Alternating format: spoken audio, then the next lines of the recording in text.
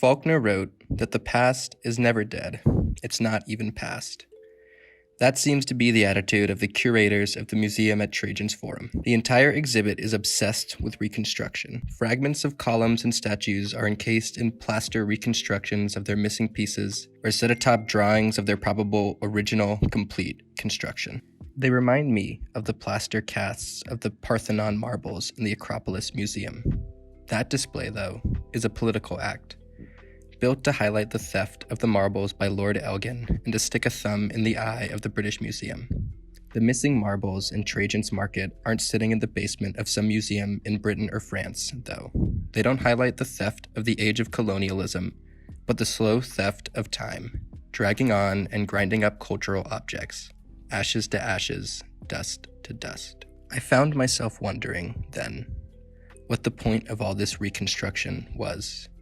The museum's website says that the purpose of the reconstruction is to, quote, return the perception of the volume and richness of the fora, which they describe as a tool of, quote, imperial propaganda. I think that actually gets at the heart of why we reconstruct areas like this. The greatness of ancient Rome is an important part of the West's conception of our own history. That ancient propaganda sure was effective. We consider the greatness of ancient Rome to be an important part of our history in Europe and the US. I mean, practically every building in Washington, D.C. is a knockoff of ancient Roman architecture. We even have our own obelisk. We don't want to see ancient Rome as a ruin. We want to see it at the height of its power. We want to see how great and powerful this empire was. And so we take these tiny scraps of Roman art and architecture and we clean them up really nice and we place them in plaster casts of their former glory. The Pharaoh Convention outlines how cultural value is socially constructed. What all of this reconstruction shows me is that socially, we don't really value these objects on their own, as we might value a painting for its brushwork and strong mastery of perception, or whatever. We value these objects as symbols of the power of ancient Rome so that we can draw a straight line from then to now. There's nothing wrong with that, of course. People need a history, a story to tell themselves about how they became who they are. And this is ours. Not just Italians, but everyone in the quote-unquote West.